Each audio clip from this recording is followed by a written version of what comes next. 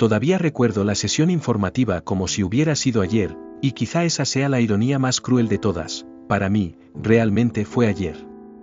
Para la Tierra, ya no sé cómo llamarlo. Demasiado distante para ser pasado. La misión tenía un nombre técnico, frío y sin poesía: Evento Lázaro. El objetivo era simple en teoría e imposible en la práctica: llevar una nave tripulada lo suficientemente cerca de un agujero negro como para estudiarlo sin ser despedazados, pero lo bastante cerca como para medir, en tiempo real, el límite donde el tiempo deja de ser una promesa y se convierte en una prisión. Los medios lo vendieron como heroísmo. Los gobiernos lo vendieron como necesidad.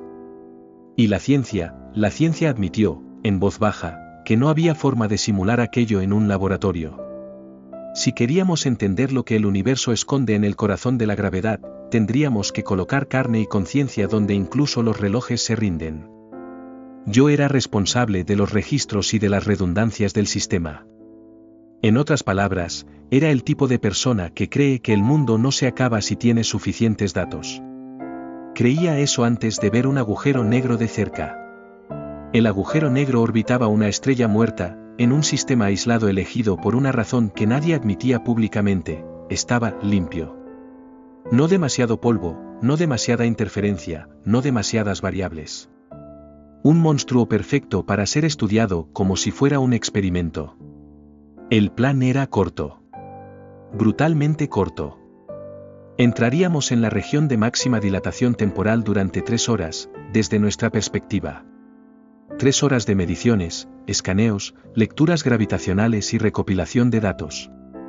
Luego, una maniobra de emergencia nos sacaría de allí como un pez arrancado del abismo. 3 horas. El comité que aprobó la misión repetía ese número como si fuera una oración. 3 horas sonaban lo bastante pequeñas para tranquilizar a la opinión pública, lo bastante pequeñas para reducir el riesgo, lo bastante pequeñas para parecer razonables. Pero nadie habló con claridad sobre el precio. Incluso con todas las matemáticas, existía un margen de incertidumbre. Una brecha entre lo que predecían los cálculos y lo que el universo permitiría. La dilatación temporal sería extrema, eso lo sabíamos. ¿Cuán extrema exactamente era el tipo de pregunta que solo se responde cuando ya estás dentro de la respuesta? La noche anterior al lanzamiento, llamé a mi hermana. Tenía una hija pequeña. Mi sobrina, Lia, tenía 4 años y creía que los astronautas eran personas que van a jugar con las estrellas. Mi hermana no quiso hablar mucho. Cuando la gente quería bromear, decía que la misión era solo de ida. Cuando quería ser honesta, simplemente decía: buena suerte. Le prometí que volvería. Lo prometí de la manera humana, la manera que no calcula la gravedad ni los futuros, con fe. El lanzamiento fue limpio. El salto fue limpio. El silencio del espacio nos tragó como siempre lo hace. Durante semanas, el viaje fue un ritual de mantenimiento, verificaciones, rutina y una ansiedad creciente, como el sonido de un tambor que sientes en el cuerpo antes de escucharlo. Hasta que un día apareció en la ventana. Un agujero negro no es una esfera negra como en los viejos libros de texto. Es una ausencia con borde. Un corte en la realidad. A su alrededor, la luz se curva y se estira como si fuera arrastrada por un hambre sin boca. Había un disco luminoso girando, materia destrozada, incandescente, rotando demasiado rápido, gritando en silencio. Y detrás, estrellas distorsionadas. Un cielo roto como vidrio. En ese momento entendí que estábamos mirando un lugar donde las reglas no se rompen. Se reescriben. La nave empezó a temblar al acercarnos, no por turbulencia física, sino por el estrés en los propios sistemas de referencia. Nuestros instrumentos no se ponían de acuerdo. Tiempo, masa, distancia, todo empezó a discutir, como si cada sensor viviera en un universo distinto. Cuando cruzamos el punto de entrada planificado, el reloj de a bordo marcó el inicio de las 3 horas. Y lo primero que sentimos no fue miedo. Fue lentitud. No la lentitud del cuerpo, sino la sensación de que el mundo exterior se había acelerado mientras nosotros quedábamos atrapados dentro de una gota de tiempo. Los mensajes de la Tierra empezaron a llegar más rápido de lo que deberían. Paquetes de datos chocando entre sí. Y luego, silencio. Como si el canal se hubiera comprimido hasta que ya no quedara espacio para la voz humana. El comandante intentó estabilizar el enlace. El ingeniero intentó recalibrar. Yo intenté registrar todo. Fue entonces cuando la pantalla principal mostró una alerta que no estaba en el protocolo. No era una falla del sistema. Era una predicción actualizándose en tiempo real. Dilatación estimada, 1 hora a bordo igual a 17 años en la Tierra. Nadie habló durante varios segundos. Porque, en ese instante, las matemáticas se habían convertido en una sentencia. 3 horas. 51 años. Pensé en mi hermana. Pensé en Lia. Pensé en la promesa absurda que había hecho de volver. Y el agujero negro, afuera, seguía allí, en silencio, como si no tuviera ninguna prisa. Tenía todo el tiempo del universo. Nosotros no. Después de que el número apareció en la pantalla, el silencio dejó de ser solo la ausencia de sonido. Se convirtió en una presencia. Algo pesado, ocupando cada centímetro de la nave, como si incluso el aire hubiera entendido lo que esa ecuación significaba. 3 horas. 51 años. Nadie necesitó decirlo en voz alta, pero todos hicimos el mismo cálculo adicional, el que no estaba en los informes, ¿y si no eran exactamente 3 horas? ¿Y si el tiempo allí no obedecía ni siquiera a las estimaciones más pesimistas? El comandante fue el primero en moverse. No por valentía, sino por costumbre. Hay personas que solo siguen existiendo porque saben qué hacer cuando todo pierde sentido. Continuamos la misión, dijo, con una voz demasiado firme para ser natural. Cada dato que recopilemos debe justificar este costo. Costo. La palabra resonó dentro de mí como un insulto. Miré la pantalla externa y sentí algo extraño, casi físico, la impresión de que el agujero negro nos observaba. No como un ser consciente, sino como un fenómeno que no necesita mirar para dominar. Simplemente existe, y todo a su alrededor debe negociar su propia realidad. Pasaron minutos, o tal vez segundos. En ese lugar, la diferencia ya estaba perdiendo relevancia. Los sensores registraban valores que parecían errores de escritura, partículas apareciendo donde no deberían existir, señales repitiéndose antes incluso de ser emitidas, ecos gravitacionales que se sentían como respuestas a preguntas que aún no habíamos formulado.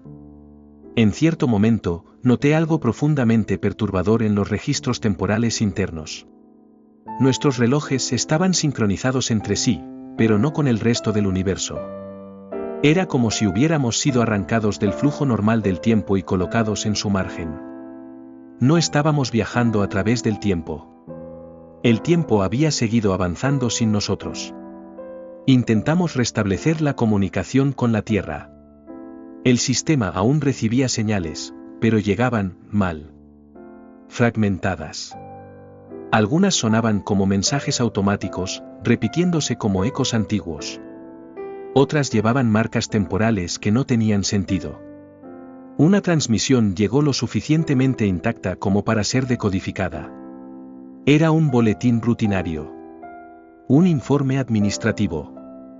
Ninguna mención de emergencia, ningún pedido de rescate.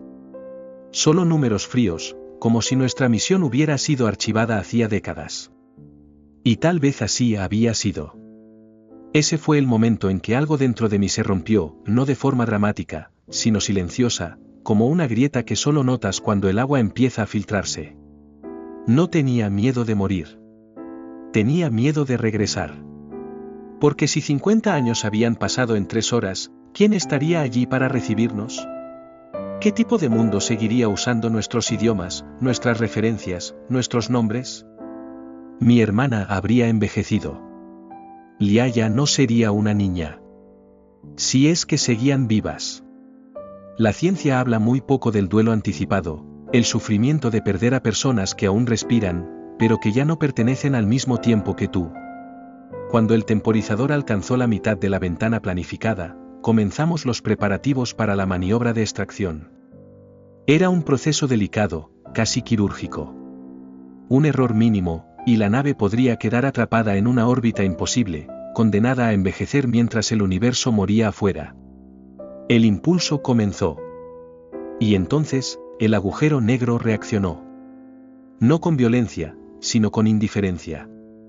Los campos gravitacionales oscilaron. El espacio frente a nosotros pareció estirarse, como si intentáramos atravesar algo viscoso. Los sistemas lanzaron alertas superpuestas.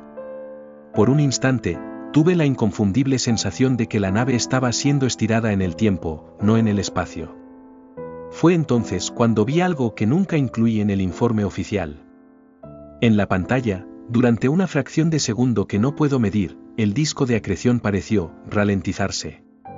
Como si el caos alrededor del agujero negro se hubiera detenido solo para nosotros. Y en ese intervalo imposible, sentí que aquel lugar no era solo una trampa física. Era un límite. Como si el universo tuviera fronteras no solo de espacio, sino de experiencia. Y nosotros las habíamos cruzado sin permiso. El impulso final llegó con una sacudida brutal. Las estrellas al frente se reorganizaron. El cielo dejó de parecer fragmentado. El silencio volvió a ser normal, o a lo que antes llamábamos normal. Las alarmas se apagaron una a una, como voces exhaustas que renuncian a seguir gritando. Habíamos salido. El reloj de a bordo marcaba 2 horas y 56 minutos desde la entrada. 4 minutos menos de lo planeado. Nadie celebró. Porque todos sabíamos que, para la Tierra, podían significar años más. El comandante ordenó de inmediato el ajuste de curso hacia casa. La Tierra aún aparecía en los mapas estelares. Seguía existiendo. Aún tenía coordenadas. Pero existir no es lo mismo que ser familiar. Mientras la nave aceleraba para el salto de regreso, me quedé mirando el panel de comunicaciones, esperando alguna señal nueva, alguna voz, cualquier cosa que dijera, todavía perteneces a este tiempo. No llegó nada. Y por primera vez desde que dejamos el planeta, me pregunté si regresar realmente significaba volver o simplemente visitar las ruinas de todo lo que alguna vez fui. Lo primero que notamos al entrar en el sistema solar fue el silencio.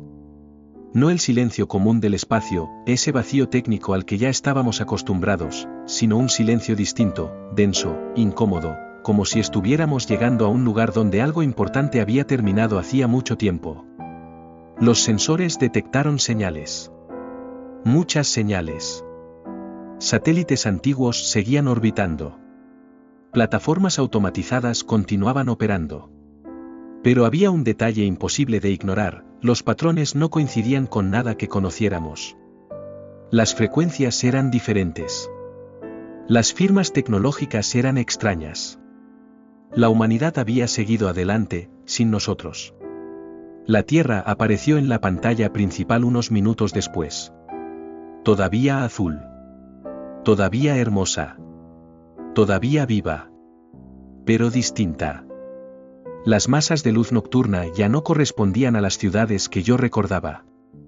Regiones que antes brillaban estaban apagadas. Otras, antes oscuras, ahora pulsaban con intensidad artificial. La geografía urbana había sido rediseñada. El planeta parecía tener el mismo cuerpo, pero otra alma. Intentamos establecer contacto. Esta vez, llegó una respuesta. No una voz humana, sino un sistema. Una inteligencia automatizada que se presentó con un nombre que ninguno de nosotros reconoció. Confirmó nuestras identidades en segundos, nuestras firmas genéticas aún figuraban en los archivos históricos. Históricos. La palabra cayó sobre nosotros como un veredicto. Fuimos clasificados como tripulación de la misión Geraisen, Estado, retornados temporales. El sistema nos informó la fecha actual. Habían pasado 127 años. No 50. No 60. 127 años. El comandante no dijo nada. Simplemente se sentó lentamente, como si su cuerpo por fin hubiera recibido permiso para sentir el peso que su mente venía evitando desde el inicio. Hice los cálculos en silencio. Mi hermana ya no existía. Lia ya no existía. Nadie a quien amara seguía respirando en este mundo. Solicitamos permiso para aterrizar. La respuesta fue inmediata y perturbadoramente educada. Se nos indicó acoplar primero en una estación orbital antes de cualquier contacto con la superficie. Protocolos de preservación histórica, según el sistema. Histórica. Cuando la escotilla se abrió, no encontramos multitudes, ni soldados, ni curiosos. Solo algunos humanos, si es que aún podían llamarse así. Sus cuerpos eran sutiles, adaptados, casi frágiles. Implantes visibles.